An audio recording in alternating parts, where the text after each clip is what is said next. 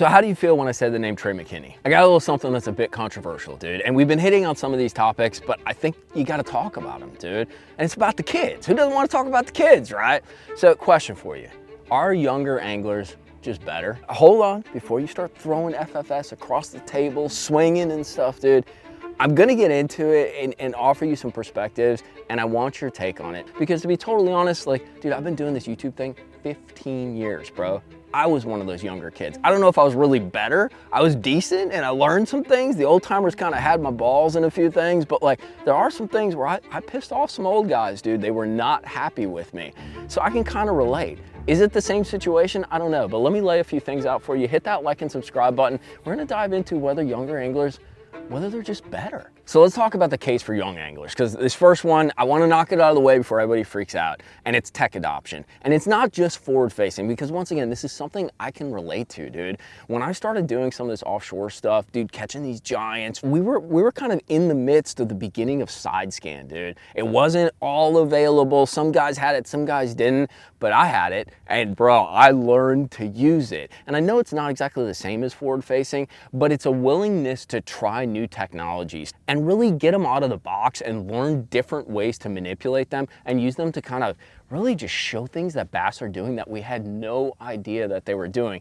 And yes, it's forward facing. These kids are awesome at it because they grew up with it, and it really plays into sort of the cultural thing too, where they're playing video games, dude. They're using technology. Their ability to manipulate and play around with this tech is freaking unbelievable, but it's second nature to them. It's not something that they need to learn. It's something where they're already integrated into it, so all they're doing is taking it and figuring out what it can do. And I think people get cranky about that because they're already one step ahead. But for me, I look at it as, dude, I wish I could catch up to their level. I want to learn to their level. And this whole video is kind of about that. Like, I look at these young guys being awesome, killing it on the tournament scene as something I want to gravitate towards, instead of like condemn and get critical of. I'll be critical if they're douche tools and stuff like that, but like, I always look at it as, if somebody's better than me, if they're killing it, if they learn something, I want a piece of that action. I don't want to sit there and just yell off the porch and be the old man, dude. I want to get in the mix and I want to draw what I can. I don't care if they're 12, 15, 18, 22 years old or 45 years old. It don't matter to me.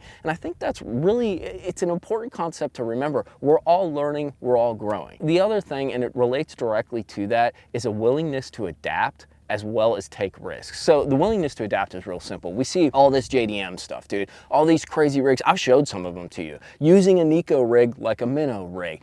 Doing kind of weird things with your Carolina rig. Suspended bass fishing. That's been a big topic in the past few years.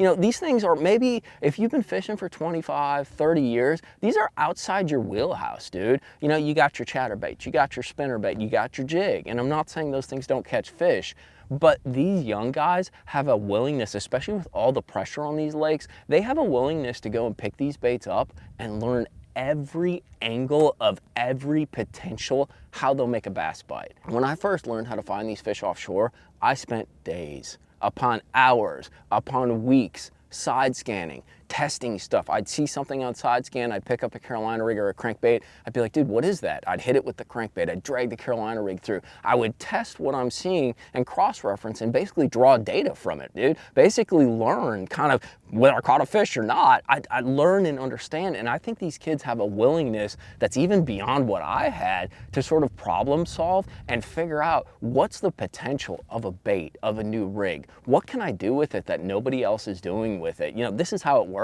How can I make it work differently? This was kind of funny, right? Like, I took a lot of risks in college when I was young. Bro, like jumping up, we used to snowboard, bro. Like some of the freaking jumps we used to do, like the big air stuff, they are things that I would never ride now. Jumping like 60 feet upside down, like, you know, that risk-taking mentality, it is something that comes with when you're younger, dude. So you see these guys in tournaments, they're hopping log jams, bro. They're running 80, 90 miles. They're doing things that are outside the box, and they also incorporate a high level of risk. It's either freaking go big or don't go at all, right? We always used to say that snowboarding, and especially in that younger mentality, you're willing to do that, man. I'll be the first to admit that. Like, I'm not hitting that freaking jump that's 60 feet long no more, dude. It would break me, right? But these young guns, they're willing to take those risks and go 100% because there is a difference there too. You can take risks, But if you don't commit totally to doing something, to taking that risk, you're not actually taking that risk. And I think these young guys have that mentality where they will go balls deep, all in. And that's a different way to look at tournament fishing, taking steps where you're gonna go all in or nothing, dude. And I think that's something that really sets them apart. So last stop on the case for young anglers, and we're doing it right now. We're shooting a YouTube video, right? These guys have access to more information than I ever dreamed of. Literally, the reason I shoot these videos is because Bassmaster, at the time FLW, they'd write print articles, and some of the stuff was okay, but there was always a filter. There was always a censor, dude. They would put together these articles. They were templated with brands, baits, marketing partners, sponsors, things like that. And it wasn't the whole truth. Maybe they dropped some grains of truth. There's no doubt I learned some stuff from Bassmaster magazine, you know, things along those lines. But it wasn't direct, you know? We always talk about that hard hitting. You gotta say you watch my content for that just the raw stuff. Like, just tell me what it is, show me how to do it, give me some tools, right? And these guys have access to that. Now granted, not all of YouTube is real. A lot of it's fake news, dude. A lot of it's kind of junk, to be totally honest with you. I don't watch a whole bunch of it because I kind of want to do my own thing.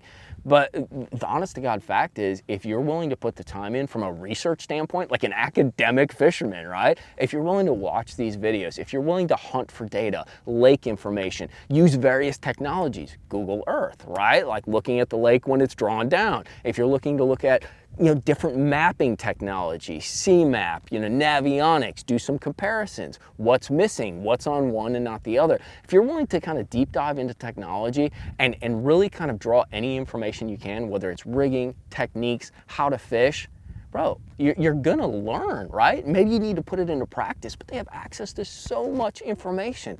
And then tournaments. So there's two aspects to the tournament thing. One, the live coverage. I really love the live coverage, dude. Whether it's a team series, whether it's live elite series, literally these guys can't lie anymore. They can't hide. And these kids are seeing that and they're sucking it up, bro. Like, they're just seeing these guys throw these lures, how they're moving it, how they're twitching their arm, whether it's forward facing or more traditional techniques.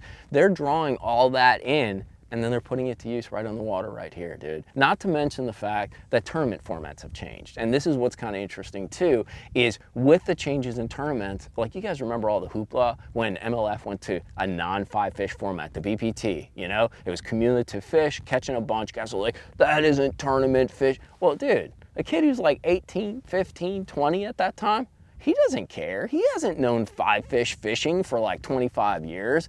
So their ability to adapt and take in these different formats and really kind of adjust to them and accommodate them and embrace them, that's the biggest thing. Committing, right? Embracing and committing to something is far beyond what somebody, I'm a little stubborn, what somebody stubborn and a little bit older like me is willing to do. Now, are the kids the end of the world? Are they gonna crush everybody? No.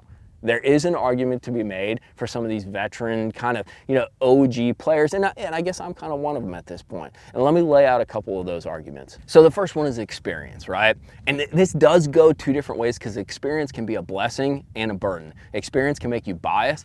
On this lake we're on, I have literally 3,000 waypoints, dude. So obviously, I'm gonna go to some of those waypoints. Are those fish always on those points? No, dude. And that's the trick. A lot of these young guys will look in places I never thought of looking. So experience can be a burden, but it also can be something that it's like, hey, I recognize this situation. I know exactly what to do. And that's one thing, even though these kids are fishing a lot, they're learning, it's something that you can't take away from some of us older guys who have been around a minute. We see cycles, right? We saw the big spoon come in after it had been gone. Nobody threw a spoon for years. All of a sudden the big spoon comes in, dude. And we have that experience. We're gonna see it coming back, and we are right now. We saw it come back a couple of years ago. There's various baits, various lures, techniques, and approaches that you can see these things cycle around. And if you've been around the block a few times, you recognize that. So that experience is huge. And that kind of leads to another thing, and that's refining techniques. So these young guys, they're very open to stuff. We talked about Nico rigging like a minnow.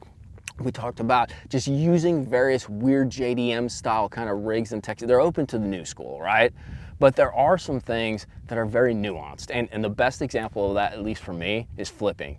There are things that I know how to do just as second nature when it comes to flipping that it's really hard for me to teach. It's really hard for me to explain to somebody. The only way you're gonna learn it is if you get out on the water and you doodle drop, dude. You make that dob, dob, dob, dob, dob, dob, and then you get feedback from the fish, feedback from the grass, feedback from the lake that you're on. Like, that's the only way to learn it, and you learn these little tricks. So last couple things. So the veterans definitely have, you know, maybe not a corner or like a monopoly on the market, but efficiency. The kids are fast. They bump around. There's no like doubt about it. But efficiency, and then a sort of like a mental power. And the kids are super confident, right? They're all piss and vinegar and they get after it. But there is something to be said, and I recognize this as I get a little bit older, where I kind of just know stuff.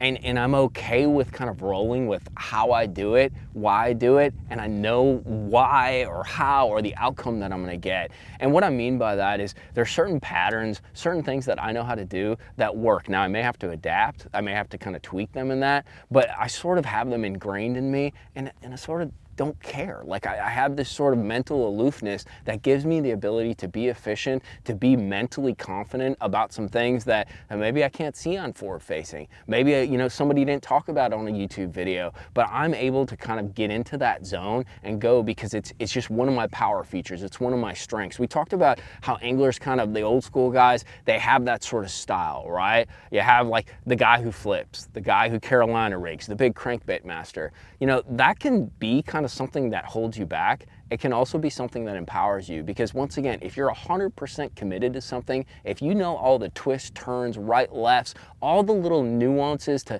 you know, making that crankbait kind of roll to the side when it hits something and deflect versus roll or like come up or just dig. Like there's certain little kind of things, sweeping the rod, you know, the old 10XD trick that I showed you guys. There's certain little things that, like, if you embrace and you're so confident in making it work, and I'm a true believer in this, that, dude, it'll work. Confidence puts fish on the other end of the line. Now, what's the answer? Are young anglers actually better? I'm gonna give you my opinion, you're probably not gonna like it. I think they are.